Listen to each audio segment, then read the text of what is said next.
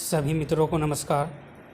और आज फिर से हम जुड़ चुके हैं अपने हिंदी साहित्य में, और आज हम अध्ययन करेंगे छायावाद के प्रवर्तक जयशंकर प्रसाद जी के जीवन परिचय पर, और उनकी संपूर्ण जानकारी आपके साथ साझा करेंगे दोस्तों।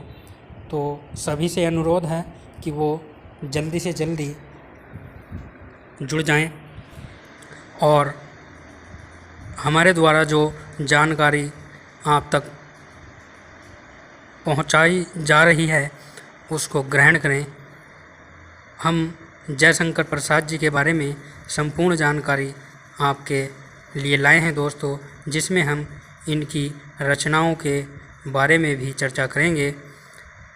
इनके उपन्यास, नाटक, निबंध सभी के बारे में विस्तार से चर्चा करेंगे, जो कि परीक्षाओं में पूछी जाती है। उन सभी बिंदुओं पर चर्चा करेंगे। जैसा कि हम सब जानते हैं कि छायावाद के प्रवर्तक जयशंकर प्रसाद जी हैं, तो अपनी संपूर्ण जानकारी के साथ अपने अध्ययन को शुरू करते हैं। सबसे पहले हम जयशंकर प्रसाद जी के जीवन परिचय पर प्रकाश डालेंगे। तो जयशंकर प्रसाद जी का जन्म 30 जनवरी सन 1889 ईस्वी में हुआ था दोस्तों। किस दिन हुआ था? तो जयशंकर प्रसाद जी का जन्म गुरुवार के दिन उत्तर प्रदेश के कांसी जिले के सराय गोवर्धन गांव में हुआ था। ये उत्तर प्रदेश में कांसी जिला है, और कांसी जिले में सराय गोवर्धन एक गांव है जहां पर जयशंकर प्रसाद जी का जन्म हुआ था दोस्तों। और इनके पिता का नाम देवी प्रसाद साहू और दादाजी का नाम शिवरतन साहू था। पिताजी का नाम देवी प्रसाद साहू और दादाजी का नाम शिवरतन साहू था। इनके दादाजी का तंबाकू का व्यापार था और वो शिव के उपासक थे। शिव की उपासना से ही जयशंकर प्रसाद जी का जन्म हुआ था। इनका नामकरण भी वैद्यनाथ धाम में हुआ था दोस्तों, और इनके बचपन का नाम झारखंडी था। इनको बचपन में झारखंडी नाम से भी पुकारा जाता था। इन्होंने केवल 9 वर्ष की आयु में ही ब्रज भाषा में कलाधर नाम से एक सवैया छंद लिखा था दोस्तों। ये कितनी महत्वपूर्ण बात है कि 9 वर्ष की आयु में ही इन्होंने कलाधर नाम से एक सवैया छंद लिखा था दोस्तों। चलिए अगले बिंदु की ओर चर्चा करते हैं। तो 17 वर्ष की आयु में ही, जब ये 17 वर्ष के थे, तभी इनके माता पिता और बड़े भाई का स्वर्गवास हो गया था। इनकी शिक्षा का प्रबंध घर पर ही किया गया, और इन्होंने घर पर ही संस्कृत, हिंदी, फारसी, उर्दू आदि कई भाषाओं का गहन अध्ययन किया। इन्होंने अपने हिंदी साहित्य के क्षेत्र में उपन्यास, नाटक, निबंध, कविता, कहानी के क्षेत्र में बहुत काम किया दोस्तों। यह प्रतिदिन व्यायाम, पूजा, आराधना, सात्विक भोजन और वेद पुराणों का अध्ययन किया करते थे दोस्तों। यह अपनी पूरी दिनचर्या का पालन करते थे, जैसे कि रोज़ व्यायाम करना, वेद पुराणों का अध्ययन करना, पूजा आराधना करना और सात्विक भोजन यानी सादा भोजन करना।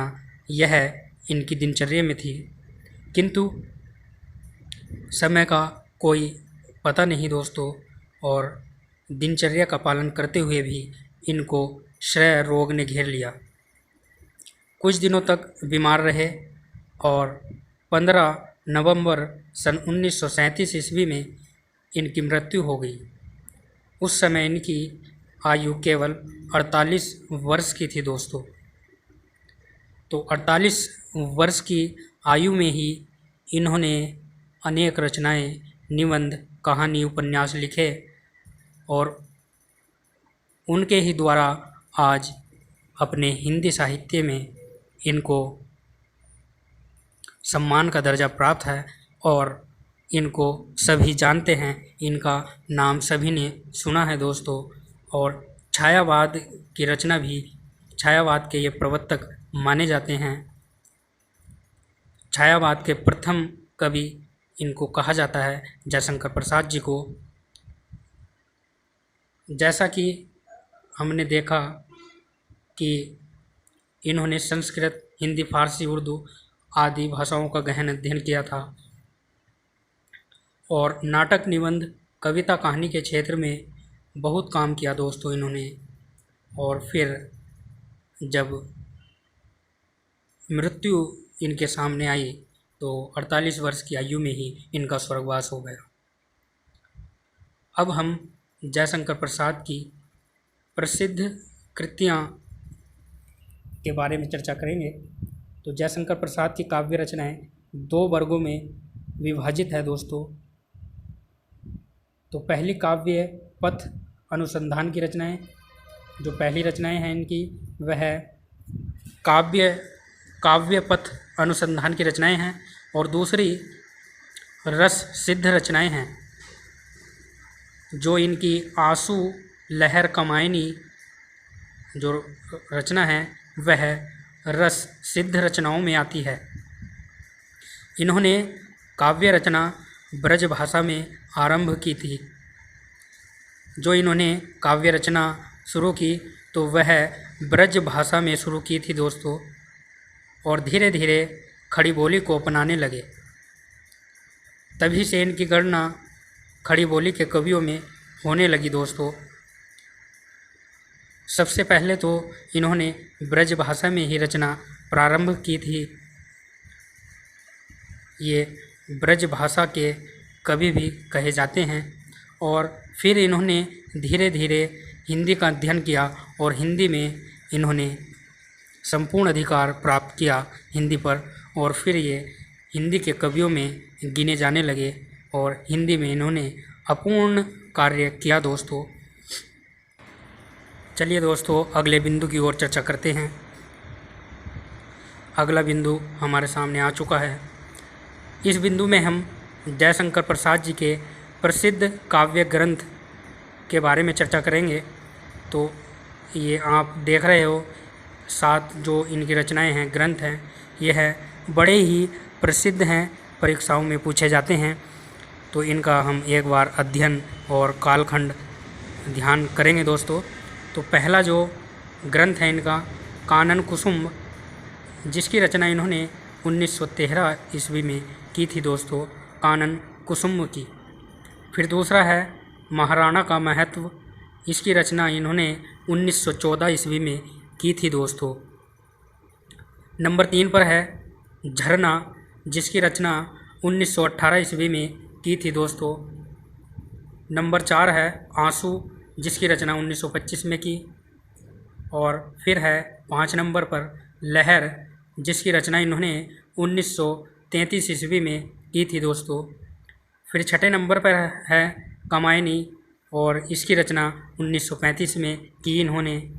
फिर नंबर 7 है प्रेम पथिक, जिसकी रचना 1913 ईस्वी में की दोस्तों इन्होंने।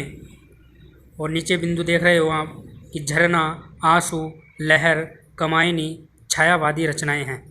यह भी आपको याद रखना है कि झरना, आंसू, लहर, कमायनी ये जो चारों रचनाएं हैं यह छायावादी रचनाएं हैं दोस्तों। इसको भी आपको ध्यान रखना है। चलिए इसका एक बार और अध्ययन कर लेते हैं। तो कानन कुसुम की जो रचना की 1913 में। फिर दूसरे नंबर पर महाराणा का महत्व, जिसकी रचना 1914 ईस्वी में की गई।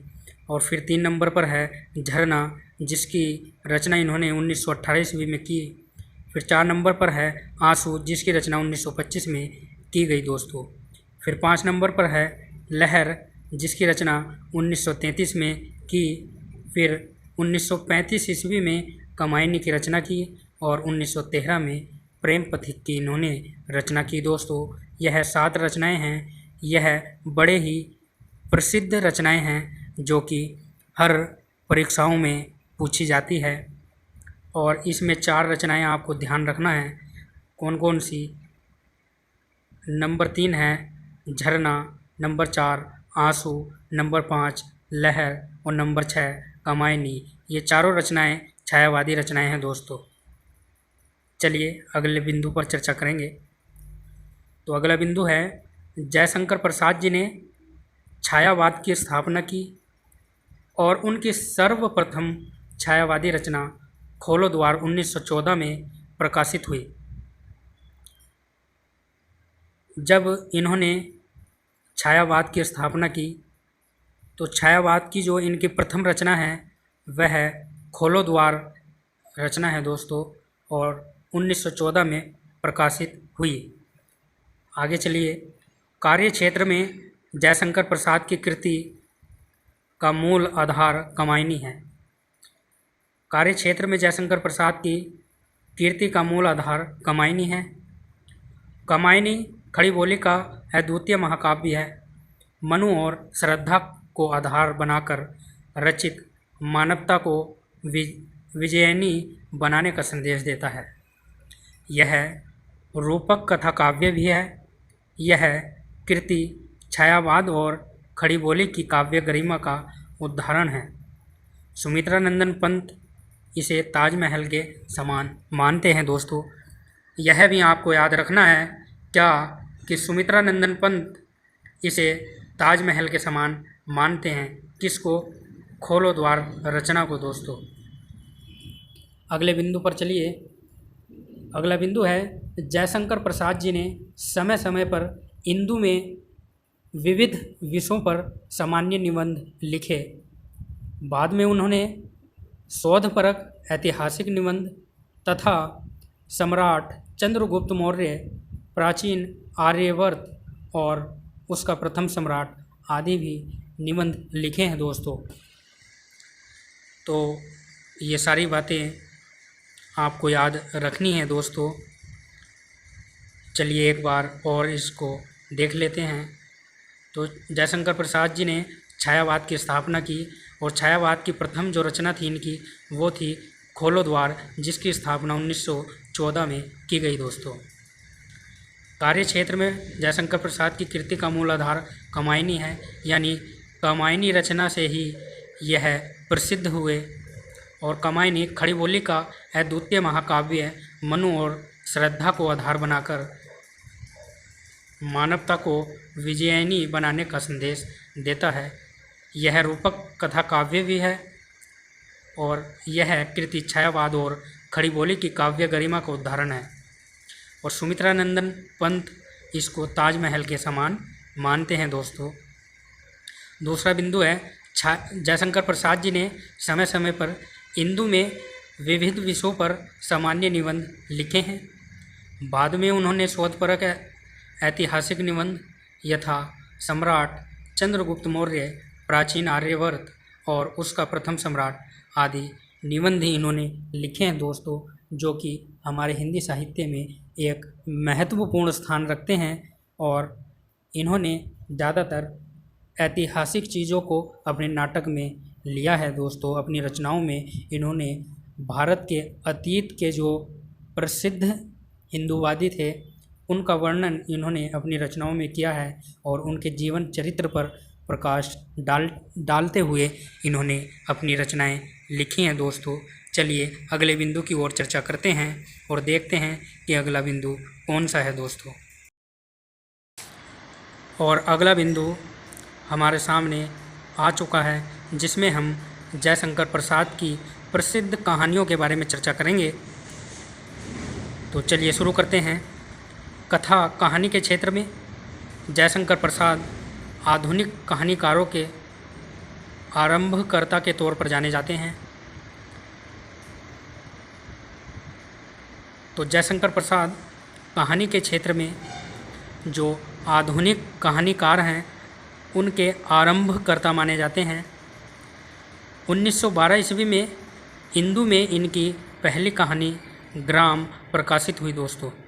1912 में इंदू एक पत्रिका है, तो इंदू में इनकी पहली कहानी ग्राम प्रकाशित हुई।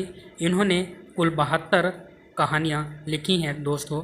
72 कहानियाँ इन्होंने लिखी हैं। यह भी आपको याद रख लेना है क्या कि जयशंकर प्रसाद जी ने कुल 72 कहानियाँ लिखी हैं और इनकी प्रथम कहानी 1912 में इंदू में प्रकाशित हुई, जिसका नाम ग्राम था दोस्तों। यह भी आपको याद रखना है। तो इनकी 72 कहानियाँ का अध्ययन करने में काफ़ी समय लग जाएगा, तो इसलिए हमने इनकी जो प्रसिद्ध कहानियाँ हैं उनकी चर्चा आपके साथ करेंगे और जो परीक्षाओं में पूछी जाती हैं उन पर ही हम चर्चा करने वाले हैं दोस्तों। तो चलिए एक एक कहानी का हम चर्चा करते हैं। तो पहली जो इनकी कहानी है छाया, फिर दूसरी है प्रतिध्वनि, और नंबर 3 है आकाशदीप, और नंबर 4 है आंधी, 5 इंद्रजाल, 6 गुंडा, 7 पुरस्कार, 8 सालवती, 9 छोटा जादूगर, 10 मधुआ, 11 विराम चिन्ह, 12 चंपा, और 13 नंबर है मधुलिका, और नंबर 14 है दोस्तों इरावती, और नंबर 15 है घीसू, नंबर 16 लैला, और 17 है स्वर्ग के खंडर में आंधी, और 18 है समुद्र संतरण। तो ये है 18 कहानियाँ हैं दोस्तों जो कि आपको याद रखनी है, क्योंकि इनमें से एक न एक तो कहानी परीक्षा में ज़रूर पूछी जाती है दोस्तों। इसलिए आपको यह 17-18 कहानियाँ याद रखनी है कि जैसे मधुलिका है, इरावती है, घीसू है, छोटा जादूगर है या पुरस्कार है, आदि जो कहानियाँ हैं वो किस कवि की हैं। तो अगर आप याद करोगे तो आप परीक्षा में आसानी से उत्तर दे सकते हो। तो आपको यह सारी रचनाएं याद करनी है दोस्तों। चलिए अगले बिंदु की ओर चर्चा करते हैं। और अगला बिंदु हमारे सामने है दोस्तों जयशंकर प्रसाद के नाटक। तो इस पर भी हम विस्तार से चर्चा कर लें। तो जयशंकर प्रसाद जी ने जो है वो 8 ऐतिहासिक नाटक और 3 पौराणिक और 2 भावात्मक, कुल 13 नाटकों की रचना जयशंकर प्रसाद जी ने की, जिसमें 2 भावात्मक हैं, 3 पौराणिक हैं और 8 जो हैं ऐतिहासिक नाटक हैं दोस्तों। चलिए आगे, कमायनी और एक घूंट को छोड़कर, यह महत्वपूर्ण बात है दोस्तों, आपको याद रखनी है क्या कि कमायनी और एक घूंट जो इनके नाटक हैं उनको छोड़कर सभी जो नाटक हैं दोस्तों वह इतिहास पर आधारित हैं। जैसा कि पीछे मैंने बताया कि जयशंकर प्रसाद जी ने अपनी रचनाओं में भारत के अतीत के जो महान पुरुष थे या हिंदूवादी थे उनके जीवन चरित्र पर प्रकाश डाला है। तो ऐसा यहाँ भी हम देख सकते हैं क्या कि कमायनी और एक घूंट को छोड़कर सभी नाटक इतिहास पर आधारित हैं। इनके नाटकों में महाभारत से लेकर हर्षवर्धन तक, इनके नाटकों में महाभारत से लेकर हर्षवर्धन तक के समय की घटना दी गई है दोस्तों। उन घटनाओं के द्वारा ही इन्होंने अपनी रचनाएं लिखी और जो महाभारत से लेकर हर्षवर्धन तक जो घटनाएं घटी उनको भी इन्होंने अपने नाटकों में जोड़ा है दोस्तों। उन घटनाओं को नाटक के द्वारा इन्होंने दर्शकों को दिखाया है, उनके सामने वो सारी घटनाएं लाए हैं दोस्तों। चलिए आगे चलते हैं। जयशंकर प्रसाद हिंदी के सर्वश्रेष्ठ नाटककार हैं। यह भी बहुत महत्वपूर्ण है क्या कि जयशंकर प्रसाद जी एक सर्वश्रेष्ठ नाटककार माने जाते हैं दोस्तों। तो इनके जो नाटक हैं, जो प्रसिद्ध नाटक हैं हमारे पाठ्यक्रम में हैं, वो कौन कौन से हैं। तो पहला है स्कंदगुप्त, नंबर 2 है चंद्रगुप्त, नंबर 3 है ध्रुव स्वामिनी और नंबर 4 है जन्मे जय का नाग यज्ञ, जन्मे जय का नाग यज्ञ। और नंबर 5 है राजश्री। और नंबर 6 है दोस्तों कामायनी। और नंबर 7 है एक घूंट। तो ये 6 जो नाटक हैं इनके वो बड़े ही महत्वपूर्ण हैं दोस्तों, यह आपको याद रखना है। जैसे स्कंदगुप्त है, चंद्रगुप्त है, तो इनमें इन्होंने इतिहास पर चर्चा की है दोस्तों। भारत के इतिहास के जो महान पुरुष थे उनके बारे में इन्होंने चर्चा की है और इतिहास की घटनाओं को अपने नाटक के द्वारा समाज के सामने रखा है दोस्तों। चलिए नीचे देखते हैं। तो जयशंकर प्रसाद जी ने अपने स्कंदगुप्त और चंद्रगुप्त नाटक में जयशंकर प्रसाद जी ने अपने स्कंदगुप्त और चंद्रगुप्त नाटक में भारत के गौरवमय अतीत के चरित्रों को सामने लाते हुए नाटकों की रचना की दोस्तों। यह कितनी सुंदर बात आई जो कि मैंने आपसे पहले ही साझा कर दी थी, वो अब हमारे सामने आई है दोस्तों। क्या कि जयशंकर प्रसाद जी ने अपने स्कंदगुप्त और चंद्रगुप्त नाटक में भारत के गौरवमय अतीत के चरित्रों को सामने लाते हुए अपने नाटकों की रचना की दोस्तों।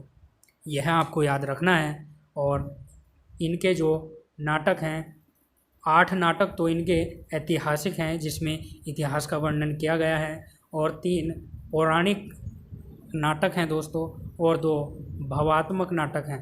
कुल 13 नाटकों की इन्होंने रचना की है दोस्तों। और कामायनी और एक घूंट को छोड़कर सभी नाटक जो हैं इतिहास पर आधारित हैं। और इन्होंने अपने नाटक में महाभारत से लेकर हर्षवर्धन तक के समय की घटनाओं का वर्णन अपने नाटकों में किया है दोस्तों। और इनकी गणना नाटककारों में सर्वश्रेष्ठ नाटककारों में होती है। ये नाटककारों में सर्वश्रेष्ठ माने जाते हैं जयशंकर प्रसाद। और इनके जो 7 नाटक हैं कौन कौन से, स्कंदगुप्त, चंद्रगुप्त, ध्रुव स्वामिनी, जन्मे जय का नाग यज्ञ, राजश्री, कामायनी और एक घूंट। यह नाटक भी बड़े महत्वपूर्ण हैं दोस्तों, आपको याद रखने हैं।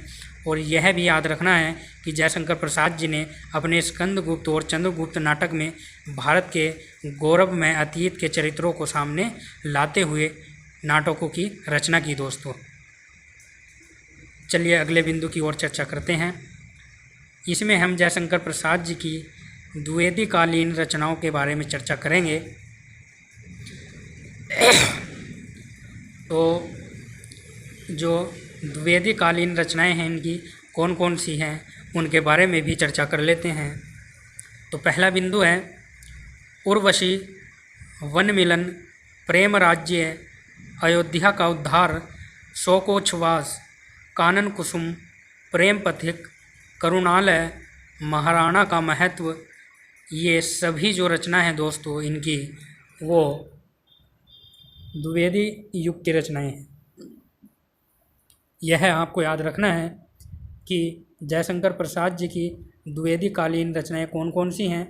तो महाराणा का महत्व, करुणालय, प्रेम पथिक, कानन कुसुम, शोकोच्छ्वास, अयोध्या का उद्धार, प्रेम राज्य, वन मिलन, उर्वशी। यह सारी रचनाएं द्विवेदी युग की रचनाएं हैं जिसकी रचना जयशंकर प्रसाद जी ने की। दूसरा बिंदु है आंसू, मुक्त शैली में रचित विरह काव्य है। यह भी आपको याद रखना है। यह बार बार परीक्षाओं में पूछा जाता है कि जयशंकर प्रसाद जी के जो वीर्य काव्य रचना है उसका नाम बताइए। तो जयशंकर प्रसाद की जो विरह काव्य रचना है वह आंसू है, जो मुक्त शैली में रचित है दोस्तों, और जिसके द्वितीय संस्करण में 64 छंद हैं। यह भी याद रखना है क्या कि आंसू मुक्त शैली में रचित वीर्य काव्य है जिसके द्वितीय संस्करण में 64 छंद हैं दोस्तों। यह भी आपको याद रखना है। फिर तीसरा बिंदु है कामायनी छायावादी काव्य है। कामायनी छायावादी काव्य है। इसके प्रमुख पात्र मनु, श्रद्धा, ईड़ा है। ये जो मनु, श्रद्धा, ईड़ा है यह मन, हृदय, बुद्धि का प्रतीक है दोस्तों, और इसमें 15 सर्ग हैं दोस्तों, यह भी आपको याद रखना है। क्या ये कामायनी छायावादी काव्य है जिसके प्रमुख पात्र मनु, श्रद्धा, ईड़ा है और जो मन, हृदय, बुद्धि का प्रतीक है। और इसमें जो कामायनी है इसमें 15 सर्ग हैं दोस्तों, यह आपको याद रखना है। फिर लास्ट बिंदु है कि लहर एक गीत काव्य है। लहर एक गीत काव्य है, यह भी आपसे पूछा जा सकता है कि जयशंकर प्रसाद जी की गीत काव्य रचना का नाम बताए, तो वह लहर है दोस्तों, जो कि एक गीत काव्य है।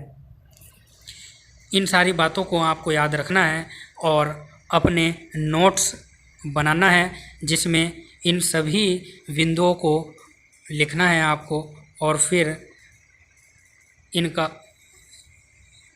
अध्ययन करना है, बार बार अभ्यास करना है दोस्तों। और अगला बिंदु हमारा जो है वह जयशंकर प्रसाद के उपन्यास। तो जयशंकर प्रसाद के जो उपन्यास हैं, इन्होंने 3 उपन्यास लिखे। जयशंकर प्रसाद जी ने 3 उपन्यास लिखे। कौन कौन से? कंकाल, तितली, इरावती। और ये तीनों ही जो इनके उपन्यास हैं दोस्तों, यह हिंदी साहित्य में अमूल्य हैं। इनका कोई भी मूल्य नहीं है दोस्तों, यह अमूल्य हैं क्योंकि कंकाल, तितली, इरावती यह प्रसिद्ध उपन्यास हैं जिनके बारे में सभी जानते हैं दोस्तों। तो इनके बारे में चर्चा करेंगे। तो जो कंकाल जो उपन्यास है उसमें नागरिक सभ्यता का यथार्थवादी उपन्यास है। यानी कंकाल जो है वह नागरिक सभ्यता का यथार्थवादी उपन्यास है और तितली जो उपन्यास है वह ग्रामीण जीवन के सुधार के संकेत हैं।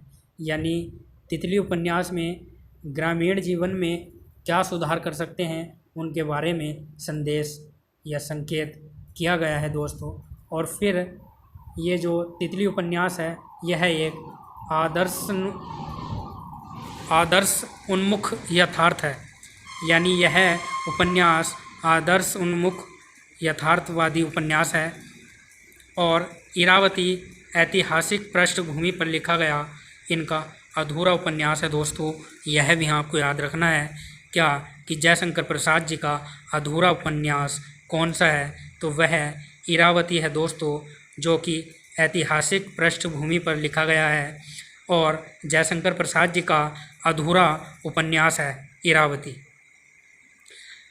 ठीक है दोस्तों, जो रोमांस के उपन्यासों में आदर का पात्र है नीचे देखेंगे कि जो रोमांस के उपन्यासों में आदर का पात्र है उनके उपन्यासों में ग्राम, नगर, प्रकृति का मार्मिक चित्रण किया गया है दोस्तों, जो कुछ प्रौढ़ लोगों की जिज्ञासा का समाधान करता है दोस्तों। यह भी आपको याद रखना है क्या कि जो रोमांस के उपन्यासों में आदर का पात्र है उनके उपन्यासों में ग्राम, नगर, प्राकृतिक का मार्मिक चित्रण किया गया है, जो कुछ प्रौढ़ लोगों की जिज्ञासा का समाधान करता है दोस्तों। और आज हमने जो आपसे जानकारी साझा की, हमें आशा है कि आपको वह बहुत अच्छी लगी होगी। इसलिए दोस्तों हमारे चैनल को सब्सक्राइब करें, वीडियो को लाइक व शेयर करें और हमें आज्ञा दें दोस्तों। फिर मिलेंगे अपने अगले अध्याय में दोस्तों। तो सभी से अनुरोध है कि वो चैनल को सब्सक्राइब कर लें और वीडियो को लाइक व शेयर कर दें दोस्तों। धन्यवाद।